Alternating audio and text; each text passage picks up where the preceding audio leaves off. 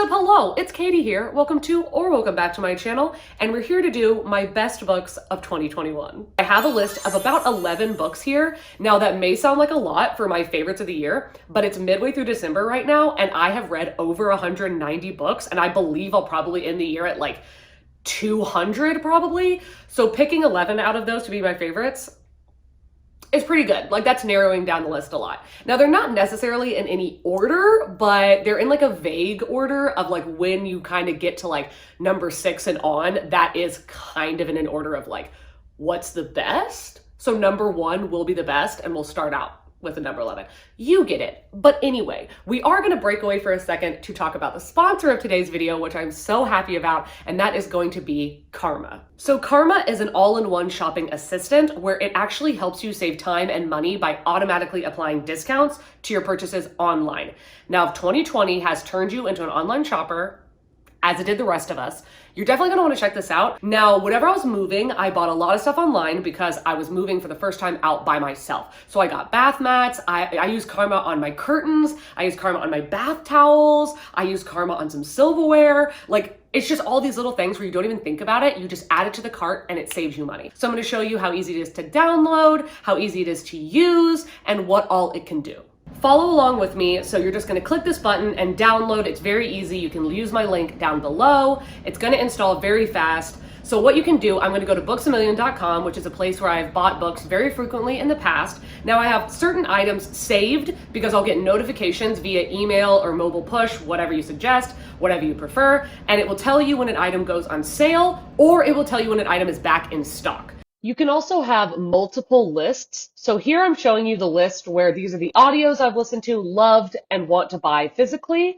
And then I have another list for books that I want to read in the future. So whenever they go on sale, I'll get a notification and I can snatch them up. And then you can also have Karma. If you're using it from the Google Chrome extension on your computer, you can have it where it automatically scans for coupon codes and applies them at checkout automatically without you having to do anything. So you save money without even having to think about it, which is absolutely fantastic.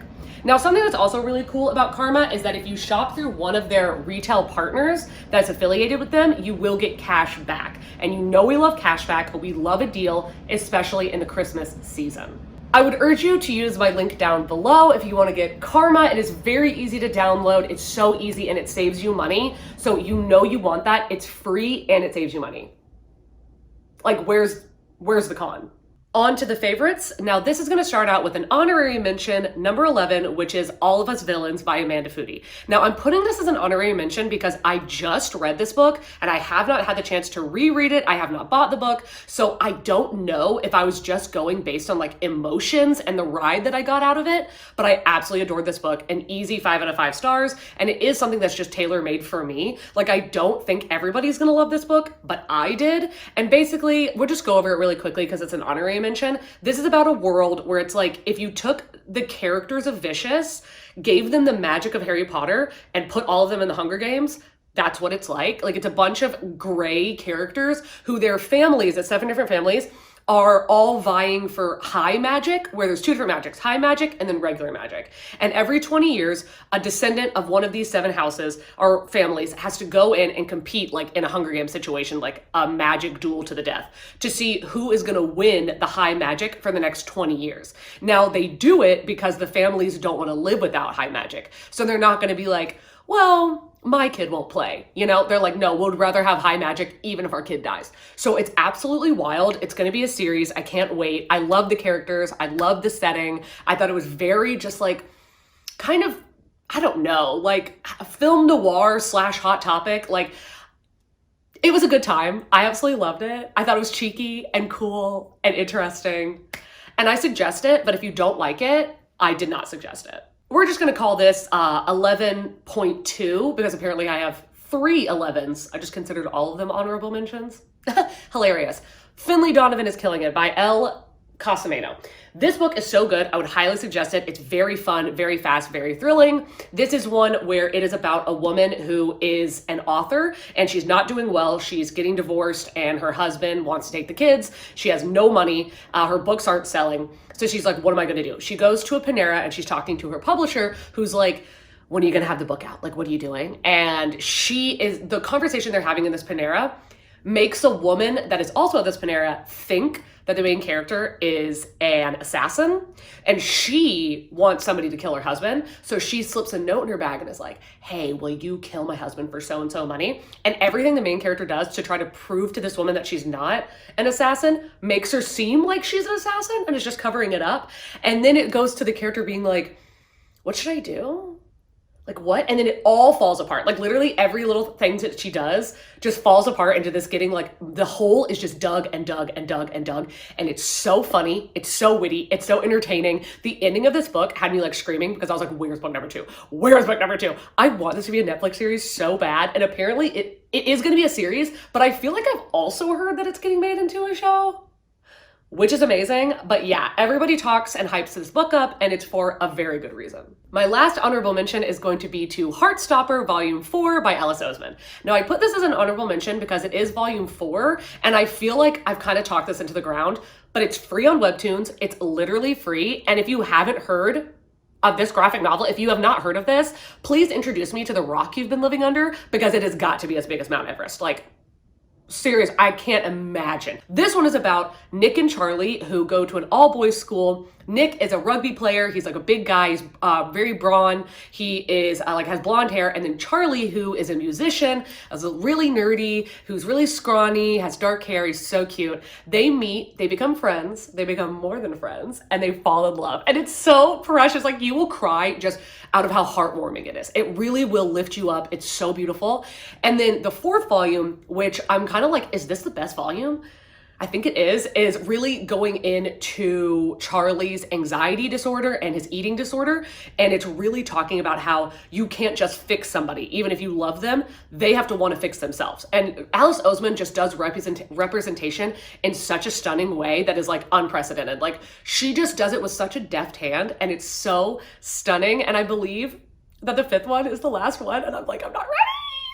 And I will own this eventually, but it hasn't come out in the American edition, which is what I want because I like that coloring and paper feel more. So I'll be getting this eventually, but please read this book. The first definitive number is going to be number 10, and it is The Burning God by R.F. Kuang. This is the 3rd book to the Poppy War series, and this is such a well-crafted series, and this book blew me away. Oh my God. So basically this series is about a girl named Feng Runin. It is set during the Japanese War, and she is trying to get away from this marriage to a man that she wants nothing to do with, and she doesn't have any money for herself. The only way she can see to get out of this situation is by taking this exam that to go into a military school and have such a good grade that she gets into this military school where you get a free ride scholarship. So she studies agonizingly. Like, literally the first half of the first book is just her studying for this test, but it's well worth it in the end. Like, in the end of the series, it's well worth all of the buildup that you do. But she gets into the school and she deals with a lot there. And then throughout the series, you know, war is happening. She has to go to war. All these things are occurring. I'm not going to go into it, but in The Burning God, let me tell you, R.F. Kuang is a genius. Like, I don't know how she wrote this shit. Like, I really don't understand. Like, it's so good. And it is the definitively the best gray, morally gray character I have ever read.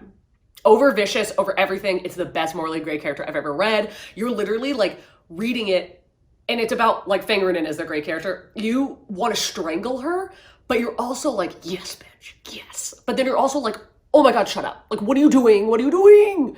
Like, she's like good and evil, but she's not either. It's so well written.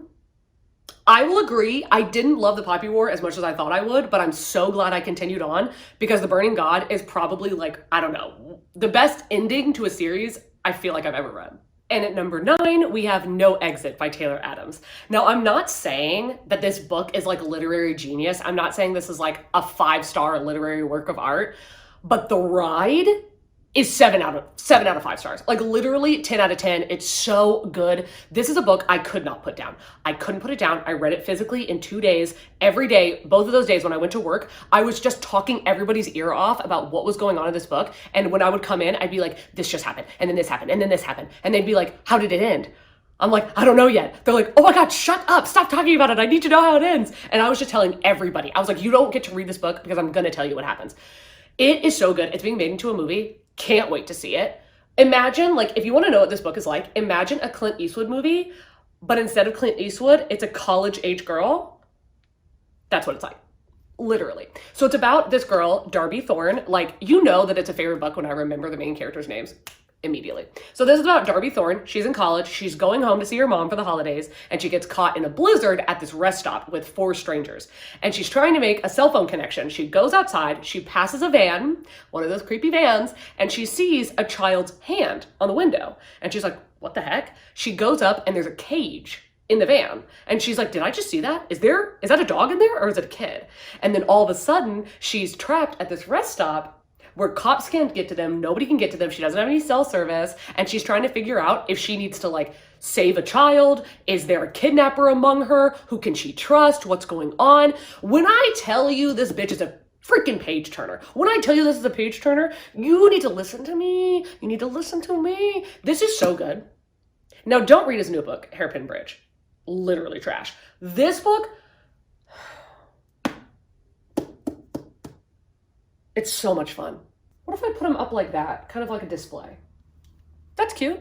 Number 8 is The Strange Case of the Alchemist's Daughter by Theodora Goss. Now, I struggle to say that this one's my favorite. I think the second book, European Travels for the Monstrous Gentlewoman, is my favorite in the series, but I'm not totally sure. Need to do a reread. This is such stunning audiobooks. Like, I love the way this book looks, but the audiobooks are the way to go. It's so good. And I can't believe it's one narrator because she does all these accents so well, and you legit like will not even believe that it's not a full cast narration. Stunning. This has a lot of different characters in it because it's a found family. So this is about a bunch of monstrous young women who have been experimented on by their like gothic lore fathers. So you have like Mary Jekyll, Diana Hyde, Justine Frankenstein, Beatrice Rappaccini, Catherine Moreau.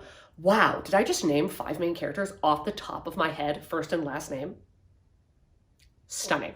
So you're basically following, in this book, you're following Mary Jekyll, and her father and mother have recently passed away, and she is penniless, or becoming penniless, and she is trying to figure out some suspicious kind of mysteries behind her father and one of his colleagues, which is Edward Hyde, who is a murderer that Sherlock Holmes is looking for. Did I forget to tell you that Sherlock Holmes and Watson are in the story? Yeah. Yes, Irene Adler is in the second one. Read it, beach. She's in the second book. Like, she's amazing. Anyway, so Sherlock Holmes is trying to find Edward Hyde, and he's like, I'm gonna give money out to whoever can give me information on it. And Mary Jekyll is like, me? And then she kind of finds herself in this mystery, trying to solve it with Sherlock Holmes, and she meets these other monstrous girls along the way, and then it becomes them trying to stop this alchemical one of those society of men who are experimenting on young women. They're trying to stop them from creating more monstrous women or possibly killing their daughters. So that's what it turns into. But then you also have the mysteries that Sherlock Holmes is trying to solve. It's so good. And it's told from Catherine Moreau, basically like her point of view, because she is writing a book about their adventures, kind of how Dr. Watson does with his blog about Sherlock. So the girls will jump in as Catherine's talking, and they're like commenting on what she's doing. Like the whole commentary. They're like, I never said that. Or, oh my God, do not tell people that, Catherine. And it's so funny. It's literally like you're reading a book out loud, and your sisters, like you have a big group of sisters that are just like negging you the entire time. I love it. Like, this really feels like, the best way to describe this feels like if Morticia Adams wrote Little Women. That's what this book is like. And number 7 is The Push by Ashley Audrain. How is this a debut? How is this a debut novel? I have no idea. And you know you've won, you know you've succeeded when you have a debut, and not only is it picked up by Book of the Month, but Kristen Hanna blurbed it on the front.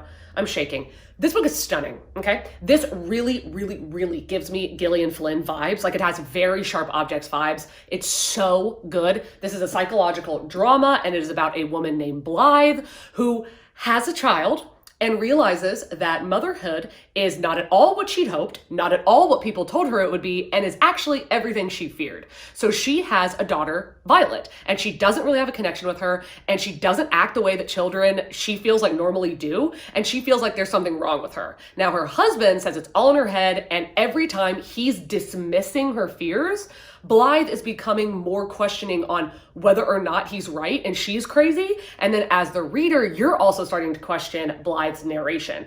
Very interesting. And then you're you're also following timelines of her growing up and her mother's relationship and how fraught that was and how she didn't want her daughter to turn out that way with her. But then she has a son with her husband, Sam, and he's perfect. He's everything that she thought having a baby would be. They have a special connection and everything's great. Except it's not. Except it's not. Except things go very, very badly, very fast, very, very, very bad. Oh my God. This is emotionally, psychologically, like gut punching. This is going to change everything you think about motherhood and what you owe your children. Like it's, whew. And let me tell you, the last sentence of this book, when I read it, I threw the book on the ground. Yeah. So I'd say if you can handle it, read this book. Number 6 is Every Heart a Doorway by Shauna McGuire. This is the first book in the Wayward Children series, and I'm absolutely in love. I read this in one sitting, and I don't just mean like, oh my God, I read it in one day. I mean, I didn't go to the bathroom. I didn't get a drink of water. I just sat on my bed and I read this front to back. I was absolutely blown away. This book is this close to perfect. Like there's everything in this book. There's representation. There's ace representation. There's a bunch of different ethnicity.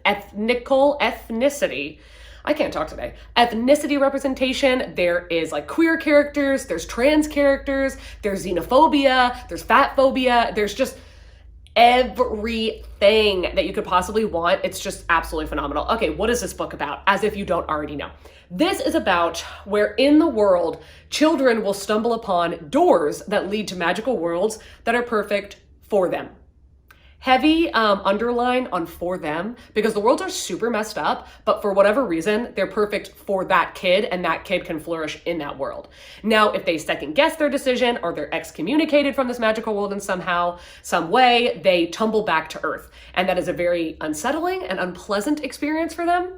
And if they're unable to cope, they go to Eleanor's home for wayward children to either acclimate to their new normal or to find their doorway back home. So we are following not only that world, but also we're following a murder mystery because schoolmates or kids at the school are being found murdered and missing body parts. And you're trying to figure out why that's happening. And these are all like kids. So literally kids being found without body parts by other like kids. Wild. Like it's definitely gorier than I thought, but it's so freaking good. It's so fantastical. It's so funny. It's so funny. Oh my God. I love Sumi so much. I love Jack so much. I love all the characters, and the main character is asexual in this book.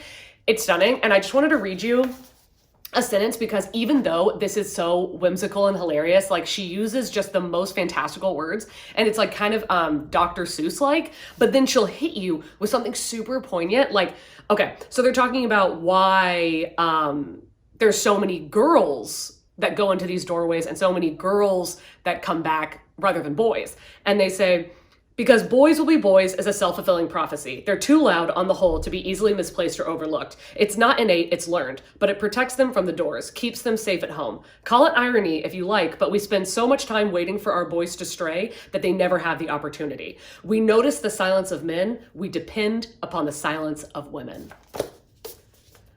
Are you kidding me? This book is this short and it's gonna hit me with doozies like that? Stunning.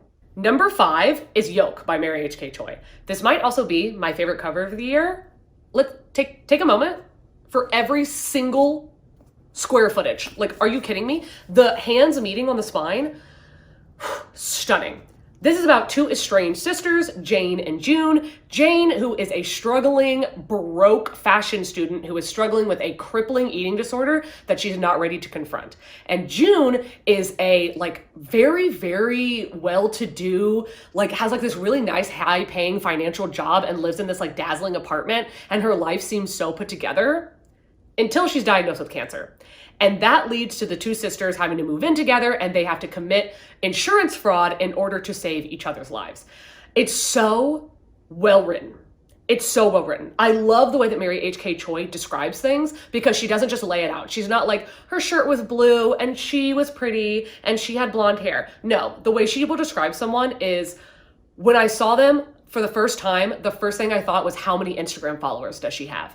And in my head, I pictured somebody immediately. And even if it's not who Mary H.K. Choi would have imagined, It's who I needed to imagine to put myself in this story. So it was so stunning, so beautiful. This is definitely a story about sisters, and it's a story about a lot of really, really hard-hitting internal struggles that so many people have, but nobody wants to talk about and seems too grim and gritty. And the eating disorder talk in this book is very intense. It's very intense. It needed to be said. It needed to be written. It's very, very beautiful, but it is very wrenching. So know that. And if you can't read it, don't. This is something where I also think that the sister relationship is so relatable. Like, if you have a sibling, you're going to totally understand this. It's just them, like, they can't stand each other. They're making fun of each other all the time, just being so rude to each other.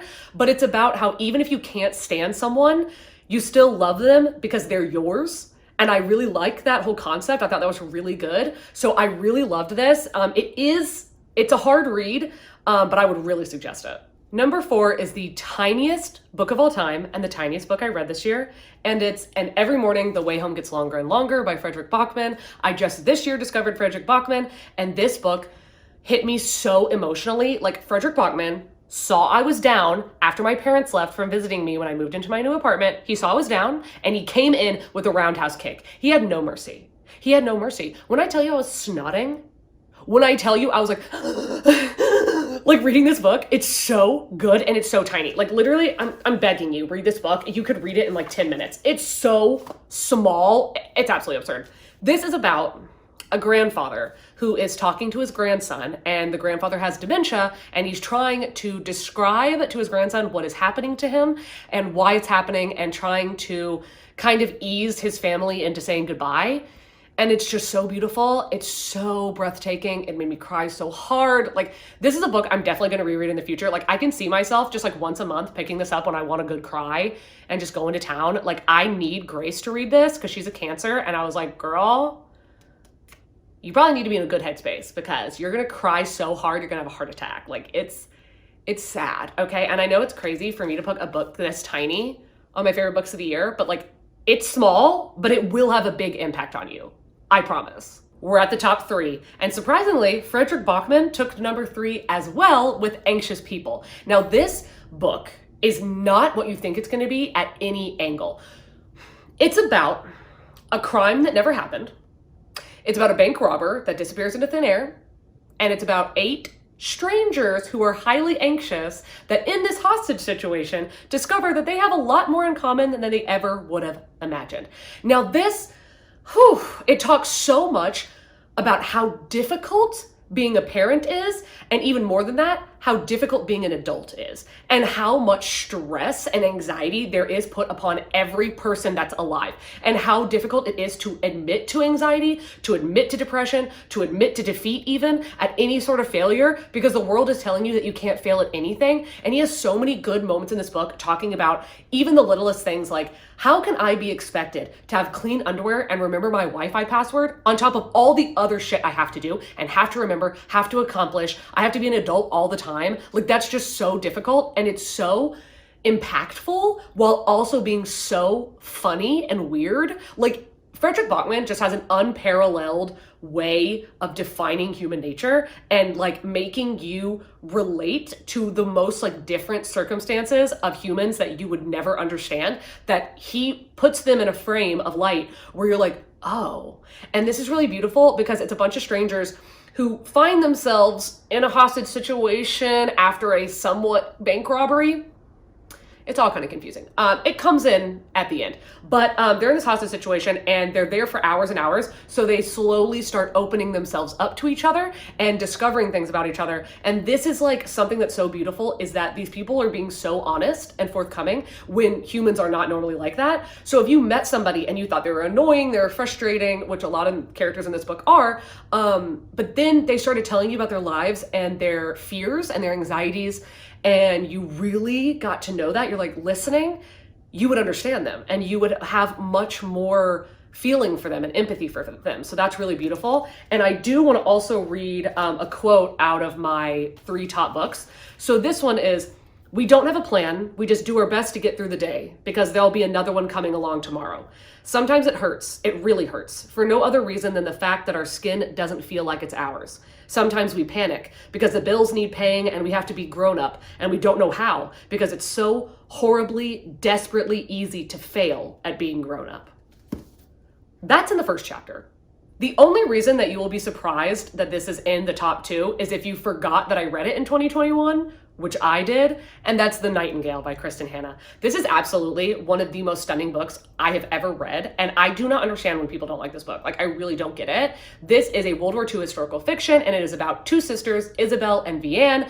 Vianne is the older sister, and she is steadfast in avoidance. She does not want to be dealing with this. She sticks her head in the sand. But her husband goes off to war, and then her house is requisitioned by a German captain, and now her daughter and her have to live with the enemy and have to somehow live with him and figure out kind of how to resist with that. And she is such an unlikely and unwilling hero that is phenomenal to see somebody who is so steadfast on not being special make such an impact to the world. It was so amazing. And then her younger sister, the 18-year-old Isabel, is very fiery. She's very passionate. She's a go-getter. Like, she likes to do, she doesn't like to think. And she joins the resistance and becomes a spy that they call the Nightingale, who goes into enemy territory to save soldiers from enemy territory. So she's making a really big impact by resisting and by doing action-oriented things. And then Vianne is more thinking and belief based, and it's so absolutely stunning watching these sisters kind of live separate lives in the war and trying to come together and not being able to, and then come together. It's so absolutely beautiful. I cried so hard reading this book. It is so emotional. It's so deep with its humanity and its sisterhood, and just like the talk of war and how fast things happen in the war is also really sad in this book. And I just put my headphones in and I closed my eyes and I pictured it like it was a movie, and I don't get to do that a lot in books, I don't think. So I did that. I just sat down and for hours just listened to this book, and I cried. It's so sad, but it's so stunning. And like I said, I do want to read a quote, and it says, "Men tell stories, I say. It's the truest, simplest answer to his question. Women get on with it. For us, it was a shadow war. There were no parades for us when it was over, no medals or mentions in history books. We did what we had to do during the war, and when it was over, we picked up the pieces and started our lives over. Your sister was as desperate to forget as I was. Maybe that was another mistake I made, letting her forget. Maybe we should have talked." And I'm like, men get parades and women just move on with it? Like, Kristen Hanna, hello? We're here. My best book of the year. What do you think it's gonna be?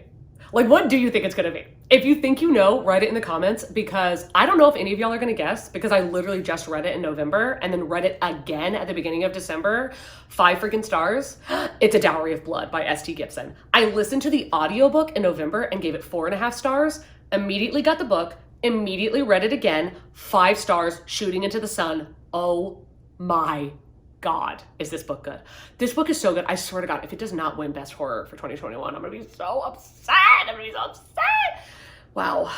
If you don't win, you deserve everything. S.T. Gibson, what a miracle worker. This writing is delectable. It is so delectable. And that's why I would definitely suggest reading the physical book. I'm sorry, this is probably catching so much light. The physical book is so amazing. Now, the audiobook is narrated very dramatically, and that is good, but I really feel like if you physically read this, you're just gonna get so much out of the writing. This is a reimagining of Dracula's brides. Now, our main character, we never get to know her name because we start the story with her being saved from the brink of death by Dracula. And when he turns her into a vampire, he tells her that her new name is Constanta. He never even learns her name. He changes her name to Constanta and says that she is his now. So this is a love story, but this is a love story that is so fraught with obsession and gaslighting and manipulation and desire and passion and just all this volatility and aggression and male ego. It is so insanely good. And this is being told through letters that Constanta is writing to Dracula after she has emancipated from him. And oh my God, this has one of my favorite characters of the year, Magdalena, who is called the modern Machiavelli. Constanta and Magdalena are my favorite characters from books this year. I'm obsessed with them. I'm obsessed. And I'm gonna tell you one of my favorite quotes. There's so many favorite quotes. Are you kidding me? It's literally underlined to shit. But one of my favorite things, okay? And this is not a spoiler. It happens on page 7. So I don't think it's a spoiler, but I feel like many people have mentioned this in their review. But it says, "This is my last love letter to you, though some would call it a confession. I suppose both are a sort of gentle violence. If you can still hear me wherever you are, my love, my tormentor, hear this. It was never my intention to murder you. Not at first, anyway." Are you kidding me? Like, literally, I'm gonna read you another one. Literally let me just flip to a random page. "The people only call me cruel because it is easier to think of a woman as cruel than competent. Surely you can understand." I flipped to a random page and that was underlined.